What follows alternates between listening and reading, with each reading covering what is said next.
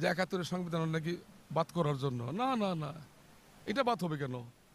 ৭১ যদি সংবিধান না হইতো, যদি মুক্তিযুদ্ধের দেশে না আসতো, আমরা তো থাকতাম তাদের অন্য পাকিস্তানের সঙ্গে থাকতাম আমরা, কিন্তু দেশ আমাদের স্বাধীন হইতো না।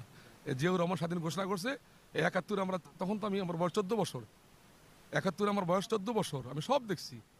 জান্নাত তো পাইকারি বেচতে আছে এরা, তা আল্লাহ কি করবো? আমরা এবাদ করে কি করবো যদি জান্নাত পাইকারি বেচে? নাউজুবিল্লাহ, প্রশ্নই আসে না। এটা আমার মতে ঠিক না। কারণ এইভাবে যে কথা বলতেছে জান্নাত, বিভিন্ন দলের মধ্যে ভোট দিলে, দাঁড়িপাল্লা ভোট দিলে জান্নাতে নেবো গা, জান্নাত বাপের তৈরি জান্নাতরা। আল্লাহর কাজ করলে আল্লাহ জান্নাত দেবো, তাই না মুরব্বীরা? কি আপনারা কি বলেন? জান্নাতের মালিক আল্লাহ, এর কথা কাছে মিল নাই। এরা বলতেছে হরি কৃষ্ণ হরি বল, দাঁড়িপাল্লাটাই না তো। নাউজুবিল্লাহ নাউজুবিল্লাহ। ভালো সরকার আমাদের আসতেছে, তারেক রহমান আসতেছে, উনি দেশ চালাবে ইনশাল্লাহ, আল্লাহ যে চালায় ওনার মধ্যে দেশ ডেভেলপ হবে। বিদেশিরা ওনাকে অনেক সম্মান দেবো। জিয়াউর রহমানের